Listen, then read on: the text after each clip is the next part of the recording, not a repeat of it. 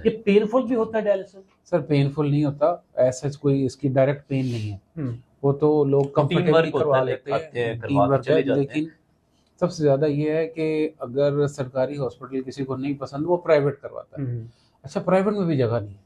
अच्छा, प्राइवेट में भी जगह नहीं है? 10,000 रुपए का एक डायलिसिस का एक सेशन है और 10,000 रुपए का एक डायलिसिस होता है जी। वो जो यूरिन आपको फ्री डेली बेसिस पे 4-4 5-5 दफा आ रहा है, उस स्टेज पे पहुंच जाते हैं कि 10,000 रुपए का बंदा सिर्फ अपना पेशाब करने के लिए जाता है जी। इतना महंगा। अब आप अंदाजा लगाएं, इन गुर्दों की हिफाजत हमारी जिम्मेदारी है। डॉक्टर साहब, आपने तो मैं कहता हूँ आंखें खोल कर रख दी कि 10,000 रुपए का एक डायलिसिस होता है जी। प्राइवेट जो सामान बेसिकली लाना होता है ना, जो कैथेटर्स उन्होंने लगाने, सारी चीजें मिला के सारा टोटल जो हॉस्पिटल का बिल एंड पे आता होगा, बाकी आना जाना टोटल एक बंदे का एवरेज 10,000 का हेल्थ कार्ड पे कुछ जगहों पे हो रहे हैं, लेकिन ओवरऑल जहाँ खुद मैं प्राइवेट की बात कर रहा हूं, प्राइवेट की तो हफ्ते में 30,000 रुपए जी। और अंदाजा महीने में, हाँ जी, और महीने में 1,20,000 रुपए का सिर्फ आप पेशाब बनवाते हैं। ओह माय गॉड, एक महीने का लाख सवा लाख का डायरेक्ट खर्चा है डायलिसिस का, जिसमें सिर्फ पेशाब बनता है और क्वालिटी ऑफ लाइफ फिर भी कॉम्प्रोमाइज होती है। दोस्तों, ये सारी शुगर की वजह से है। इसके अलावा सर जो मेडिकेशंस हैं, खून बनाने की भी बाहर से टीका लगना है। ओके, लाइक वो हफ्ते में 2 दफा या 3 दफा जो भी डोज किसी पेशेंट की बनती है वो लगवाना है, ताकि ब्लड तो बना नहीं ना गुर्दे, वो बाहर से हमने वो इंजेक्शन लगाना है। इसके अलावा मेडिकेशन फिर ये जो बाकी डिस्कस की हैं वो लेनी पड़नी है, उनका अपने एक्सपेंसेस हैं। 8 से 10 गोलियां होती हैं सीकेडी के पेशेंट्स में, कम से कम जो उसने डेली लेनी है। और वो 10 गोलियां उसने लेनी है, और उन 10 गोलियों में से कोई ऐसी गोली भी है जो 150-200 रुपए की कॉस्ट पड़ती है, उसकी डेली की 1,000 रुपए की दवाई है।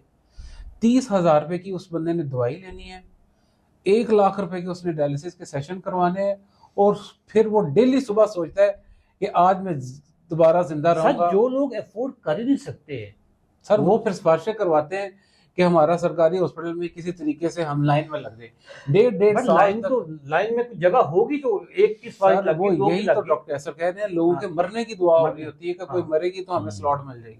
इसमें सर ये डिस्कशन तो हम डराने के लिए नहीं कर रहे, बेसिकली पर्पस ये है कि ये हकीकत है। आप किसी भी हॉस्पिटल में जाएं, डायबिटीज को हम सीरियस क्यों कहते हैं कि बेसिकली ये 70 to 80% जो पेशेंट वार्ड्स में एडमिट होते हैं, जितने भी ये रीनल के पेशेंट्स हैं, नेफ्रोलॉजी वार्ड्स हैं, सीकेडी की जितने जो सीकेडी की बेसिकली जो मोस्ट कॉमन कॉज है वो डायबिटीज है। 70 to 80% जो पेशेंट्स हैं वो डायबिटीज। दोस्तों, गुर्दे फेल होने के पीछे 70 से 80% रोल शुगर का है। शुगर ग़िज़ाई बीमारी है। मैं बार बार पाकिस्तानियों को बता रहा हूं, खुदारा अपनी शुगर को ठीक कर लो। रिफाइंड एंड सिंपल कार्बोहाइड्रेट्स को हमेशा के लिए निकाल दो अपनी जिंदगी से।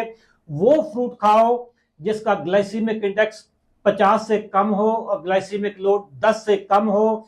ये जितने भी आपके पास नीले, पीले, काले, लाल शरबत आ रहे हैं, ये सब आपका सीकेडी का फ्यूचर आपका बना रहे हैं। खुदारा मैं आप लोगों को बता रहा हूं, ये ना करो। डॉक्टर साहब,